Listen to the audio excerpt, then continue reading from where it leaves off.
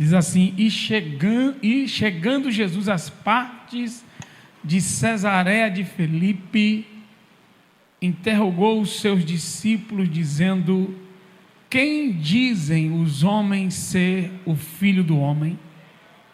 E eles disseram: uns João o Batista, outros Elias, e outros Jeremias ou um dos profetas. Disse-lhes ele: e vós, quem dizeis que eu sou? E Simão Pedro respondendo disse: tu és o Cristo, o Filho do Deus vivo. E Jesus respondendo disse-lhe: bem-aventurado és tu, Simão Barjonas, porque tu não revelou a carne e o sangue, mas meu Pai que está nos céus. E também eu te digo que tu és Pedro, e sobre esta pedra edificarei a minha igreja, e as portas do inferno não prevalecerão contra ela. Pai, nós te louvamos pela tua palavra nesta noite.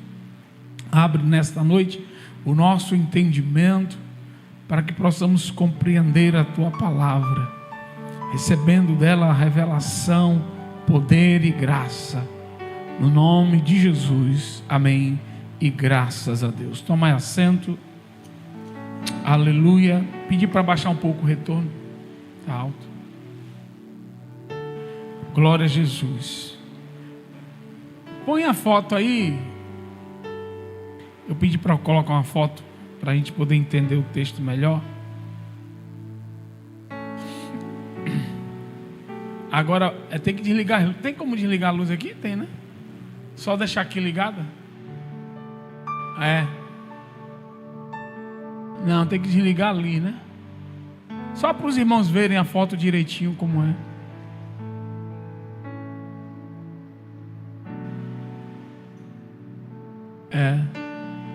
Pronto. Aqui tá bom. Todo mundo olha para aqui, que aqui tá melhor. Aí, pronto. Ficou perfeito. Querido, isso é uma caverna. Uma caverna em Cesareia de Filipe. Eu tive lá. E esse foi o lugar que Jesus estava quando ele fez essa declaração, essa pergunta. Está vendo lá a boca da caverna, né? A entrada. Pronto, pode ligar, né? Pode ligar de volta. Jesus estava em Betsaida. E ele andou 40 quilômetros. Diga comigo, 40 quilômetros. Para fazer duas perguntas aos discípulos. Ele vai até Cesareia de Filipe. 40 quilômetros é como se fosse daqui na Barra, né? Daqui na Barra é 40 quilômetros. Então ele anda 40 quilômetros para fazer duas perguntas aos discípulos. E ele vai para Cesareia de Filipe, que era uma cidade que próxima ao Monte Hermon, fica no sopé do Monte Hermon. E essa cidade ela é caracterizada por grandes rochedos. Eu tive o prazer de ter ido lá agora. Então você vê várias grandes rochas. E onde ficava uma caverna que era chamada de a Porta do Inferno. Essa caverna aí. O nome dela é a Porta do Inferno. Porque as pessoas da época, nessa caverna, adoravam a um deus grego chamado Pan. E eles entendiam, os gregos ali, era um lugar que os judeus não frequentavam, então ninguém conhecia Jesus. E os gregos adoravam esse Deus.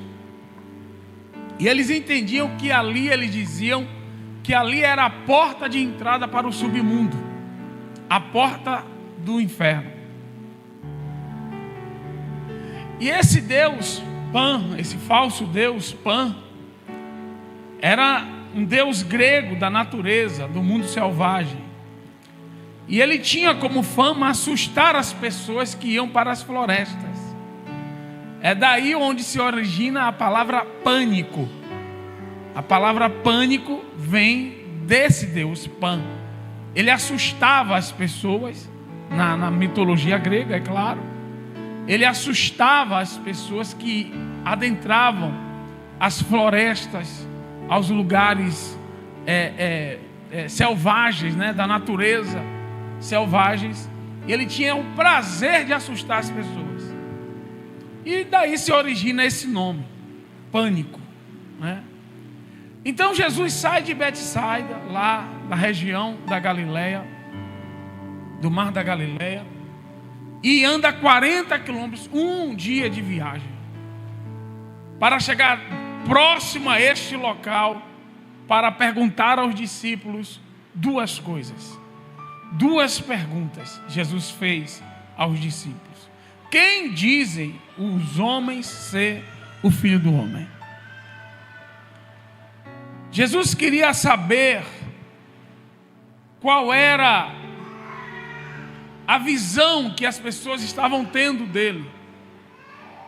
E a Bíblia vai dizer que os discípulos chegaram para ele e disseram: olha, uns dizem que o Senhor é Elias, é João Batista, outros que é Elias, outros dizem que é Jeremias ou um dos profetas. Ou seja, o povo identificava Jesus como um profeta, assim como os discípulos do caminho de Emaús o identificava como um profeta. Mas Jesus era mais do que um profeta. Quem está me entendendo aqui? Jesus é mais do que um operador de milagres. Jesus é mais do que um resolvedor de problemas. Jesus é mais do que um curador. Jesus é mais, queridos, do que, aleluia, um adivinho, uma pessoa que sabe das coisas. Jesus, Ele é o Filho do Deus vivo.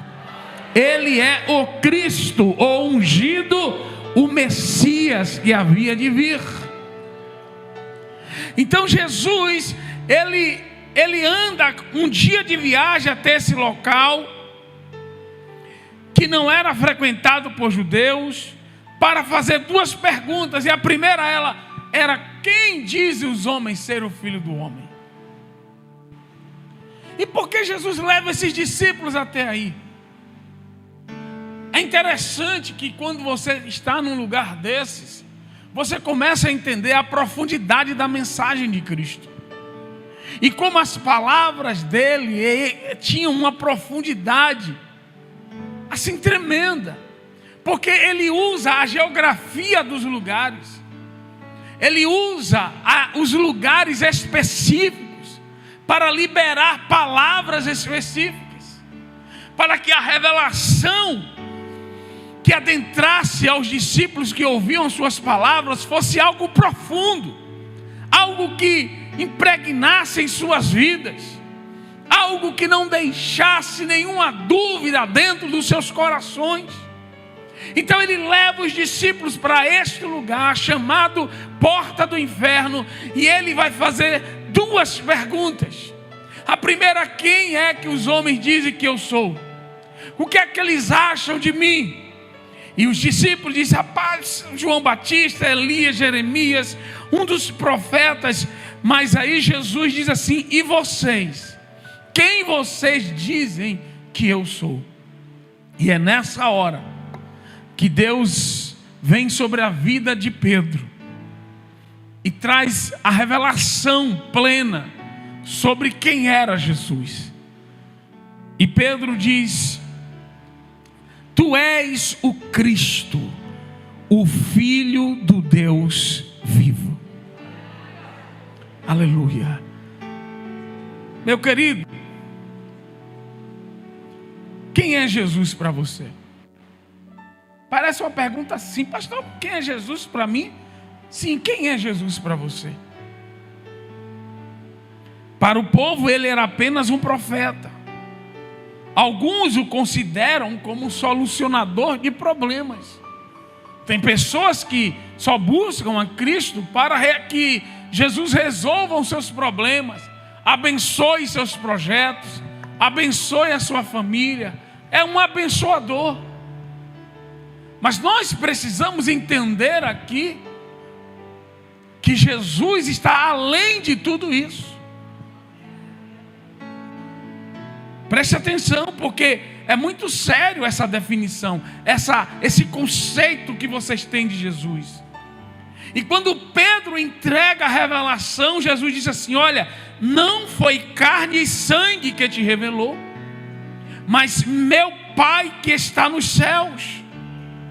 Sabe por quê, irmãos? Que se considerarmos Jesus como um grande homem ou um profeta, nós estamos cegos.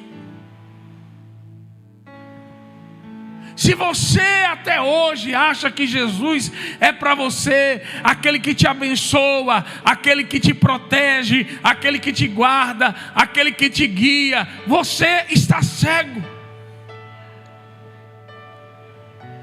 Perdemos de vista a verdade mais importante que poderia ser dita a seu respeito. Vê-lo em sua verdadeira dignidade, plenitude, exige uma obra divina e sobrenatural. Ninguém vai conhecer Cristo sem que, aleluia, o Espírito Santo revele essa verdade dentro de você. Aleluia. É isso que diferencia frequentadores de igreja e filhos de Deus. É isso que diferencia membros de uma igreja da terra e membros da igreja celestial, porque aqueles que possuem a revelação dentro das suas vidas, eles entendem, aleluia, que eles não estão diante de apenas um profeta, não estão diante apenas daquele que me abençoa, não estão diante apenas daquele que me guia, que me protege, eles estão diante do único Senhor e Salvador. Louvado seja o nome do Senhor.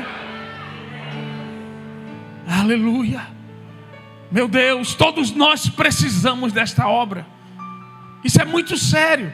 E eu espero que você entenda o que eu estou dizendo aqui, porque com ela somos capazes de confessá-lo como Cristo. E o que é Cristo? Cristo é ungido, ou ungido, aquele que foi ungido por Deus como sacerdote, como rei e como profeta. Aquele que foi ungido por Deus, aquele que é o Messias, o enviado de Deus.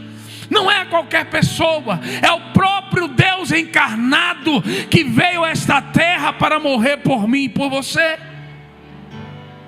Aleluia, aleluia. A declaração de Pedro sobre Jesus, queridos, rompe qualquer medida humana.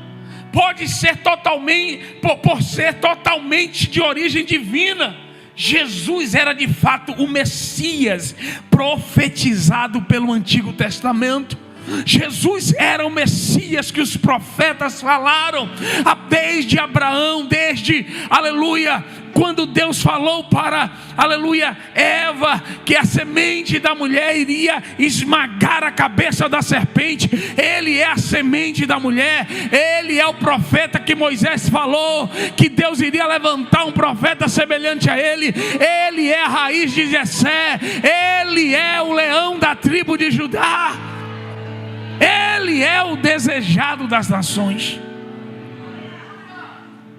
Meu Deus, Tu és o Cristo. Tu és o Cristo. Nós precisamos desta revelação dentro de nós. O problema de muitas pessoas é que elas não possuem, e elas vivem um evangelho sem o senhorio de Cristo. Elas vivem um evangelho sem considerar Jesus como Senhor. É interessante. Outro dia eu ouvi, acho que foi o pastor Hernandes de Lopes falando que não existe salvação sem o senhorio. É muito profundo isso. As pessoas querem ser salvas, mas elas não querem um discipulado. Elas não querem a cruz. Elas não querem que Jesus mande na vida delas. Elas não querem que Jesus dite os seus caminhos. Não, antes elas vêm até Cristo e dizem: Senhor, abençoe isso aqui, abençoe minha relação, abençoe não sei o que lá. Eles não dizem: Deus, o que Tu tens para mim? O movimento é inverso.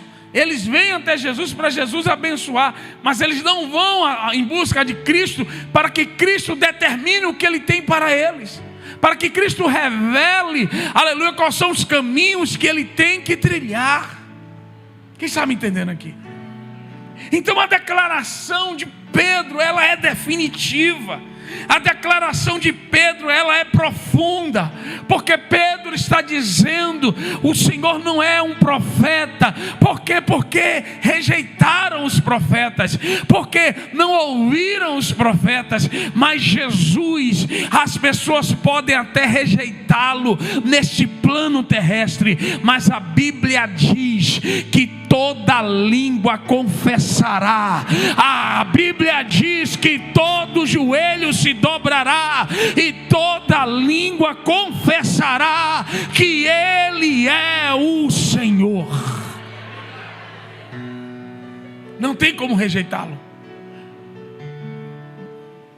Um dia todo mundo vai ter que confessar, mas Deus está nos trazendo aqui para que nós o confessemos, para que nos tornemos filhos de Deus. Deus, Ele está, aleluia, o Evangelho é isso, é a revelação do Cristo, é a manifestação do Cristo. Então quando Pedro é usado por Deus, ele está dizendo: Tu és o Senhor.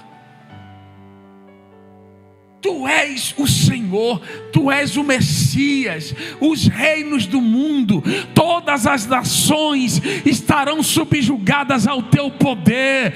Tu estás assentado em alto e sublime. Quem está me entendendo aqui?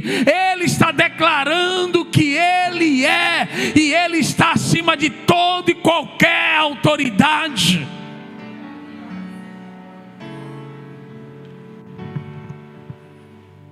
E aí o que acontece?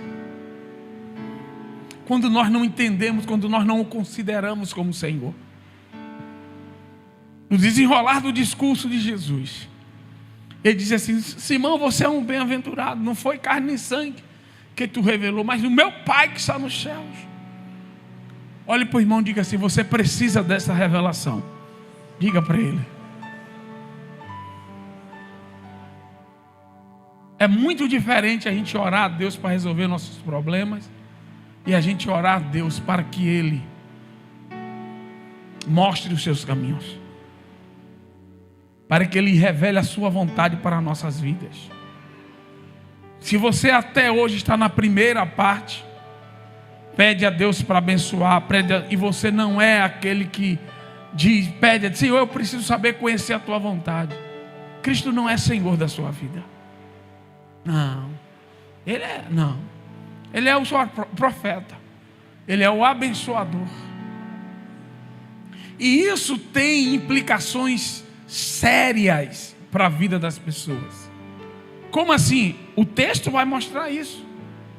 E ele vai dizer: e também eu te digo, versículo 18, que tu és Pedro, e sobre esta pedra edificarei a minha igreja.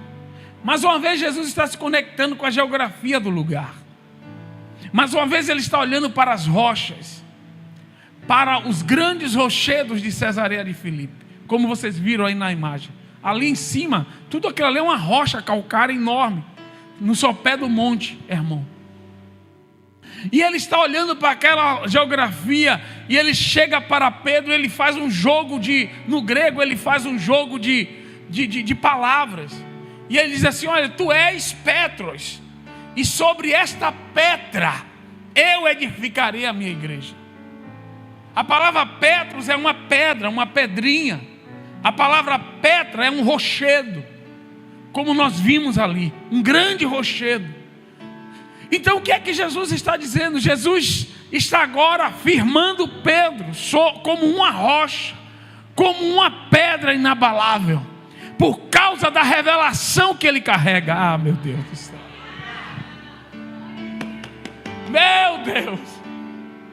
Quem carrega uma revelação, quem carrega a revelação do Cristo, é inabalável como a pedra. Quem carrega a revelação do Cristo vivo, aleluia, é inabalável como uma pedra. Aleluia, ninguém vai poder te abalar. A Bíblia diz que os que confiam no Senhor, aleluia, são como os montes de Sião, que não se abalam, mas permanecem para sempre. Então quando Jesus olha para Pedro e diz: tu és Petros, a partir de hoje, Simão, você não é mais Simão, a partir de hoje você é uma pedra. Por quê? Porque você carrega esta revelação, a revelação do Cristo vivo. Então olhe que eu falei a vocês, tem implicações quando nós não carregamos a revelação. Quando Cristo é apenas para nós um profeta, quando Cristo é apenas para nós um abençoador, quando nós nos achegamos a Cristo apenas para Ele abençoar, apenas para Ele resolver o problema, apenas para Ele revelar isso, revelar aquilo, me abençoe, abre a porta, Senhor. Não, mas quando nós o consideramos, quando a revelação do Cristo está dentro de nós, Ele é Senhor de nossas vidas, nós vamos até Ele, aleluia, para buscar a revelação que Ele tem para nós, o plano dele para nós, o propósito dele para nós, os caminhos dele para nós. E quando nós estamos com essa revelação, nós nos tornamos inabaláveis como uma pedra. Então Jesus chega para Pedro e diz assim: você é uma pedra agora, por carregar esta revelação. Mas eu quero te dizer, Pedro, que sobre este rochedo, que rochedo? A declaração dele: tu és o Cristo, o Filho do Deus vivo. Sobre este rochedo, eu posso observar Jesus comparando uma pedra do lado ali e olhando para o rochedo de Cesareia. Eu edificarei a minha igreja.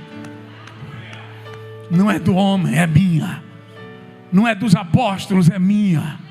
Não é sua, Pedro, é minha. Quem está me entendendo aqui? Aleluia. Eu edificarei a minha igreja, e as portas do inferno. Ele está ali na porta, na caverna chamada porta do inferno. E ele está dizendo assim: e as portas do inferno não prevalecerão contra ela. Ele está expondo, como ele está falando que Paulo disse que Jesus triunfou sobre todos os principados e potestades e expôs eles à vergonha e triunfou sobre todos eles. E ele está ali diante de um templo onde um Deus era adorado, um falso Deus, demônios que estavam disfarçados de deuses, demônios que causavam o quê? O medo, o pânico nas pessoas, que travava a vida das pessoas. Agora Jesus está diante daqueles demônios, está diante daquele culto pagão, está dizendo assim: olha, Satanás, eu andei 40 quilômetros, eu vim aqui para declarar isso. O que? Que as portas, que você, que as autoridades do inferno não prevalecerão contra a minha igreja, contra aqueles que carregam esta revelação, contra aqueles que me consideram como Senhor e Salvador de suas vidas. Deixa eu te falar, muda tudo isso. Carregar essa revelação é tudo na vida de um cristão. O que eles estavam falando de uma forma imediata, para aquele contexto imediato? Ele estava colocando fé nos discípulos. Ele estava colocando ousadia nos discípulos, porque ele sabia o que os discípulos iriam passar. Eles estavam dizendo para os discípulos: não tenham medo, porque era isso que aquele Deus colocava nas pessoas, medo. Ele está dizendo assim: não tenha medo, porque as portas do inferno, portas aqui são autoridades, as autoridades do inferno não vão prevalecer contra aqueles que carregam esta revelação. Ah, meu Deus do céu. Não é contra os membros da igreja Semente Santa. Não é contra aqueles que frequentam a igreja. Não é contra aqueles que vêm na igreja pedir para Jesus abençoar. É contra aqueles que carregam a revelação do Cristo vivo, do Senhor de suas vidas. É contra aqueles, aleluia, que é seguidor de Jesus, que carrega a sua cruz. Contra estes, as portas do inferno não vão prevalecer. Jesus está dizendo, esta é a primeira vez no Novo Testamento que a palavra igreja aparece. E Jesus está dizendo, é a primeira vez que a palavra aparece, a palavra eclésia. Jesus coloca ela do lado de um pronome possessivo, minha, para que Satanás entendesse o recado. Ele sabia que Mateus iria registrar. Então eu vou falar de igreja, então vai ser minha. Então quando você carrega esta revelação, você pertence a Ele. E Satanás não terá poder sobre a tua vida. Quem está me entendendo aqui? Não, você não. Aleluia, Jesus já está te colocando, inserindo numa batalha espiritual. E nesta batalha Jesus já está dizendo, você vai vencer. Você vai vencer. Não importa o inferno se levantar contra a tua vida. Se o inferno se levantar contra a tua vida e você carregar essa revelação, eu já estou te colocando do lado dos vencedores. Não importa o que você passa, não importa o que eles façam, você só precisa carregar esta revelação. Eu vou te dar vitória contra demônios, contra legião, contra castas, contra levantes. Quem está me entendendo aqui? Eu estou te dando vitória sobre todos eles. Aplauda Jesus nessa noite. Isso é muito forte.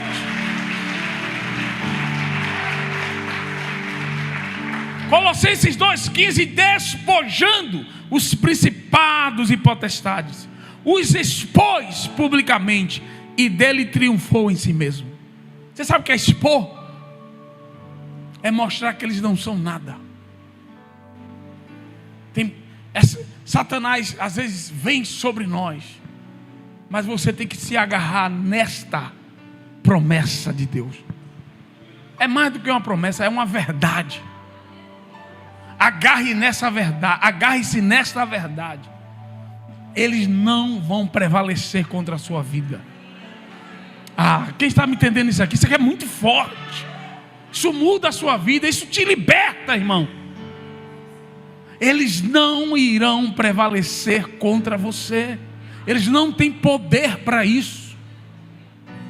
Jesus, o seu Senhor, os expôs. O que é exposição? É mostrar a fraqueza deles. É mostrar que eles não têm poder para derrotar a igreja. Jesus fez isso. Então, quando temos Jesus como Senhor em nossas vidas, a sua vitória, ou seja, a vitória dele, se torna a nossa vitória. Aqui onde está a questão. É aqui onde nós precisamos entrar. É quando Ele se torna Senhor. É quando Ele que manda, não você. É quando é Ele que manda, não os seus desejos. Quando Ele diz vai, você vai. Quando Ele diz vem, você vem. Quando Ele diz pare, você para. É a vontade dele que é estabelecida. Você não sai fazendo as coisas porque você quer fazer. Você antes ora, você busca a vontade. Porque Jesus não é apenas um profeta na sua vida. Jesus não é apenas um resolvedor de milagres, um resolvedor de problemas. Não é apenas aquele que conserta, né, as suas atrapalhadas. Jesus é Senhor da sua vida. Ele manda em você. A vontade dele é aquela que vai ser estabelecida na sua vida. E você busca isso. Você se preocupa com isso. É diferente, irmãos. Então, quando isso está dentro de você, quando esta verdade é uma realidade na sua vida, a promessa é essa: as portas do inferno, os demônios do inferno, as autoridades do inferno não terão poder contra você, não prevalecerão contra a tua vida. Então que você nesta noite, você entenda essa verdade, sabe? Deixe de ser apenas um membro de uma igreja. Deixe de ser apenas um frequentador da igreja. Seja um verdadeiro servo de Deus. Deixe Jesus ser Senhor da sua vida. Deixe Ele controlar a sua vida. E aí Ele vai dizer: tu és Pedro, e sobre esta pedra edificarei a minha igreja. É interessante que o homem só está em pé enquanto tem a revelação. Enquanto você tiver esta revelação, você está em pé.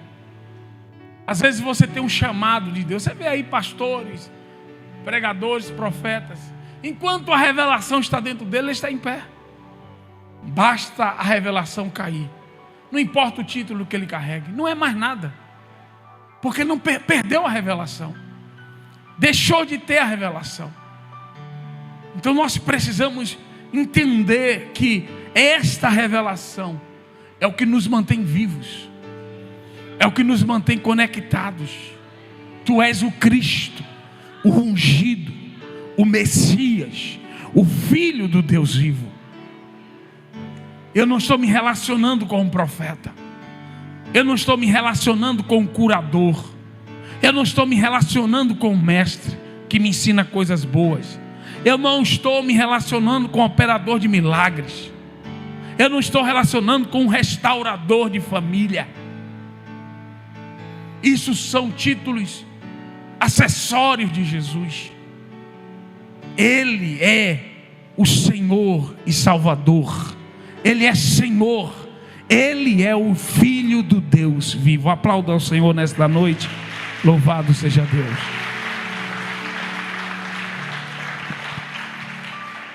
Eu encerro dizendo que Deus pôs na igreja um DNA de conquista e avanço. Deus põe a igreja na batalha espiritual, no ataque. Porque se as portas não vão prevalecer, quem está atacando é a igreja. Quem está me entendendo aqui? Se você está atacando, Jesus, as portas não vão prevalecer, então a igreja está no ataque. A igreja está avançando.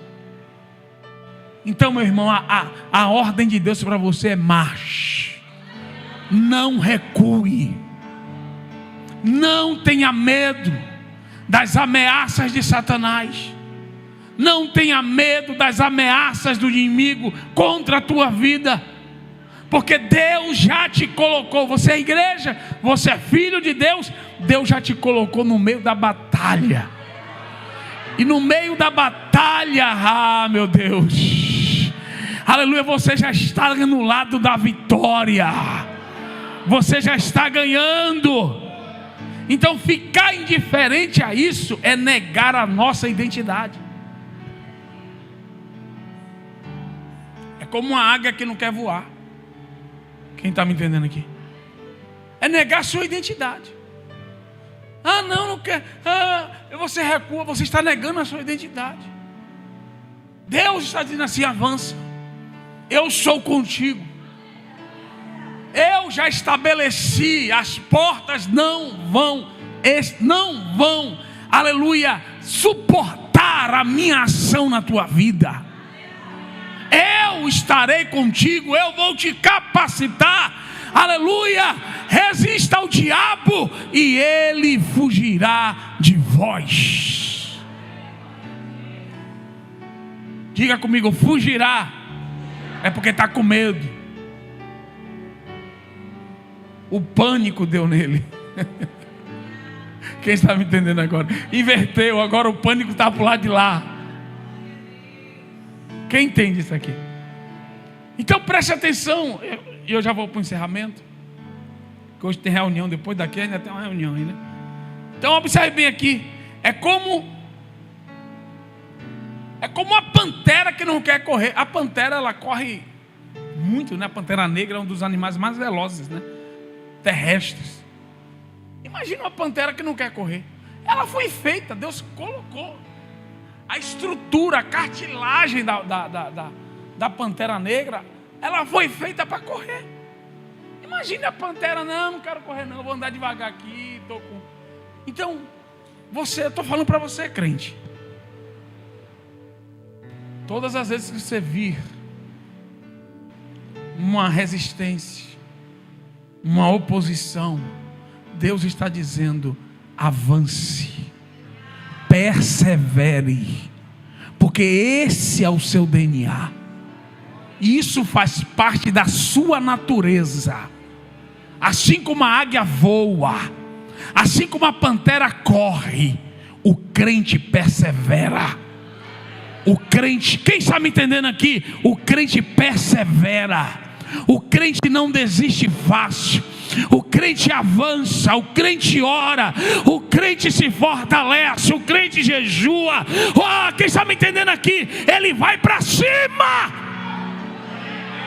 porque ele já sabe que as portas do inferno não virão prevalecer contra ele. Aprenda isso nessa noite. Por que aconteceu? Meu irmão, vai buscar, vai para cima.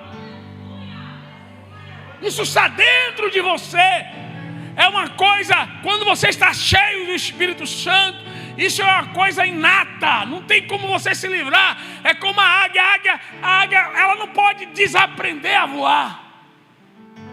Quem entendeu isso aqui? Pelo amor de Deus. Quem entendeu isso aqui? A águia não pode desaprender a voar. É inato. Se ela se pegarem ela, jogar ela, mesmo que ela não queira, ela vai abrir a asa. Ela vai, não quero voar não, ela vai planar. Quem está entendendo aqui? Porque aquilo ali foi feito para ela. Ela está no habitat natural dela, ela está no ambiente dela, e o teu habitat natural é guerra espiritual, e você está vencendo, e você está avançando. Foi para isso que a igreja, aleluia, foi constituída, para avançar, para estabelecer o reino de Deus nessa terra. Não dá para recuar. Meu Deus, aleluia. E eu encerro com 2 Coríntios 10, 3. Antes eu quero dizer, entenda que Deus não nos chamou para vivermos em apatia na nossa caminhada de fé. Todos os dias tem algo para se aprender e para conquistar. Todos os dias nós temos algo para avançar em Deus, para amadurecer, sabe? Deus tem algo para nos tornar melhores. 2 Coríntios 10, 3 diz assim: porque andando na carne, não militamos segundo a carne, porque as armas da nossa milícia não são carnais, mas sim poderosas em Deus para a destruição das... A igreja está no ataque mais uma vez,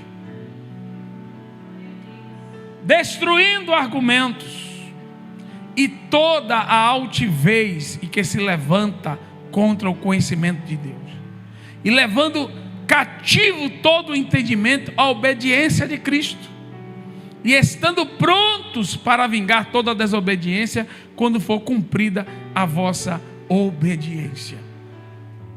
O que Paulo está dizendo? Que nenhum conhecimento, que nenhum argumento filosófico, que nenhuma estatística vai resistir diante do poder de Deus. Paulo está dizendo que nós não podemos aceitar nenhum entendimento, nenhum conhecimento, nenhum argumento que vá de encontro à verdade da palavra. E que verdade é? é que nós sempre vamos vencer. A igreja foi estabelecida para vencer nesta terra. Então tudo aquilo que foi construído pelo homem, todo argumento, toda filosofia que for porventura construída, elaborada pelo homem, que contradiga essa verdade, nós temos que destruí-la. Nós temos que acabar com esse argumento. Nós não podemos aceitar esse tipo de argumentação. Nós simplesmente não podemos aceitar nenhum argumento que vá de encontro à verdade da palavra. Quem está me entendendo aqui? Que anule o senhorio de Cristo, que anule o poder de Deus na sua vida. Então isso é muito sério, porque hoje nós estamos no campo das ideias, na batalha das ideias. Um evangelho misturado está sendo pregado aí fora. Outro dia eu vi um pregador na internet aí dizendo que tudo aquilo que os seus olhos vê, Deus vai te dar, porque Ele te ama, Mas que loucura isso! Cuidado, irmãos.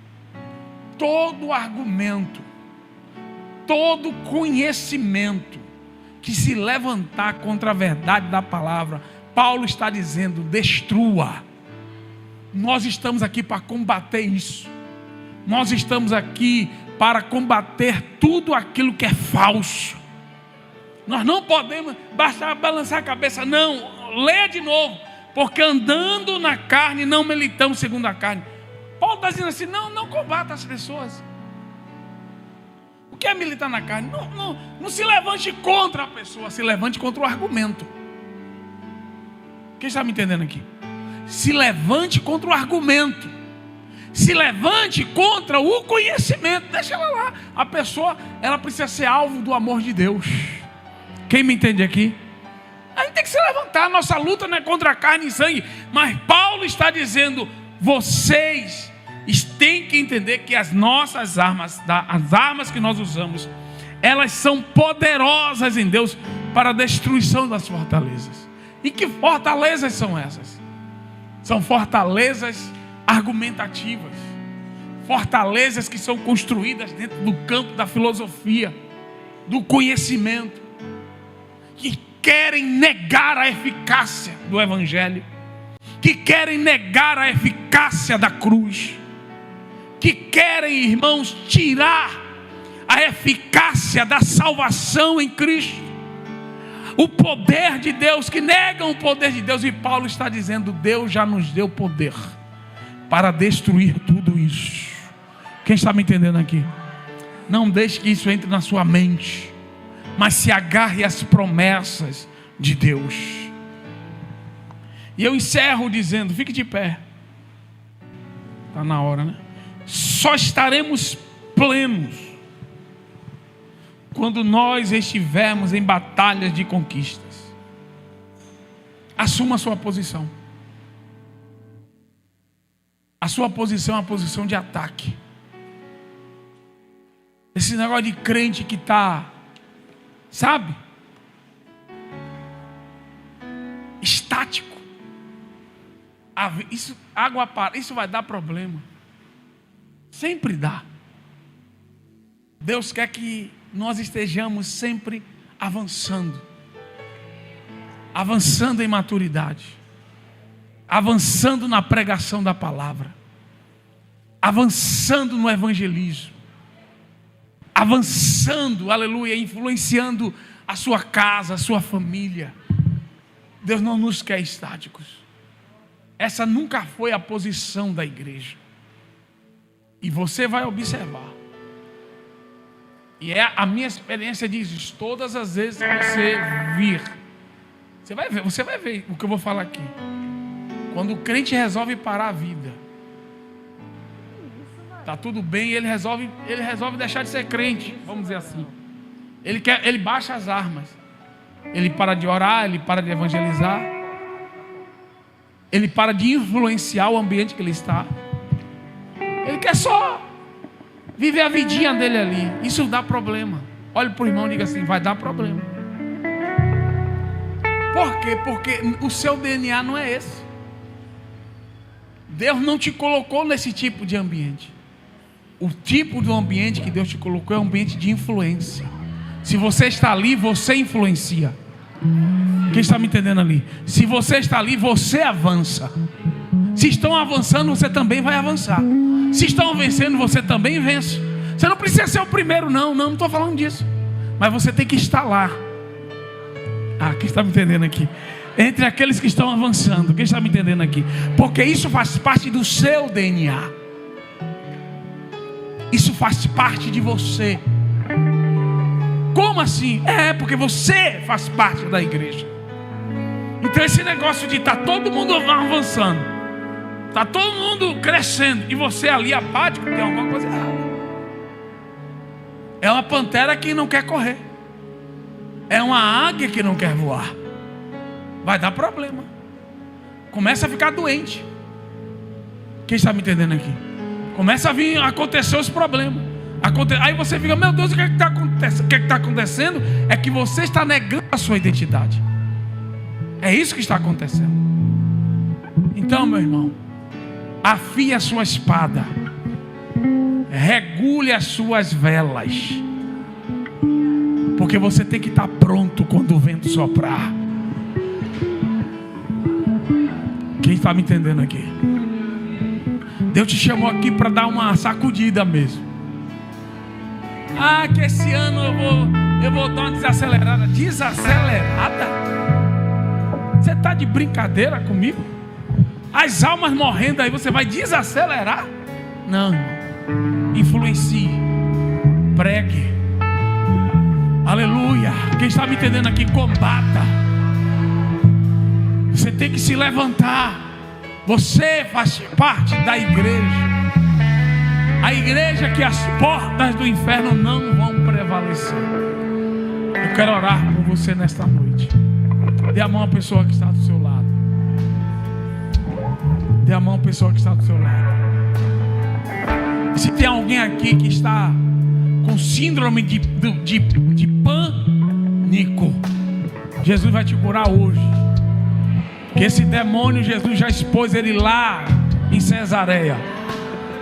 O teu Cristo foi lá em Cesareia dar umas bofeteadas nesse demônio.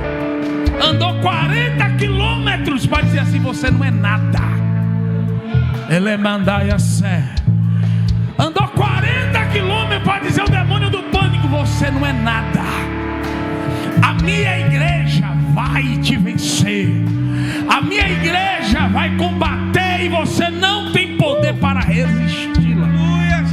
E você vai agora deixar esse demônio, deixar essa enfermidade. É uma enfermidade espiritual. Pastor, mas a psicologia, irmãos, sabe, eu conheço pessoas que já tiveram esse problema, não tem como. Mas as doenças psicomáticas, meu irmão, Deus é poderoso para arrancar qualquer enfermidade. E o Espírito de Deus vai te visitar hoje, vai arrancar. E você vai se lembrar Jesus andando 40 quilômetros para chegar diante do templo de pânico para dizer assim: você não é nada. As portas do inferno, este lugar onde te adoram, este lugar onde te colocam ofertas para você, é a minha igreja. Aleluia. Vai vencer, vai derrotar, vai avançar.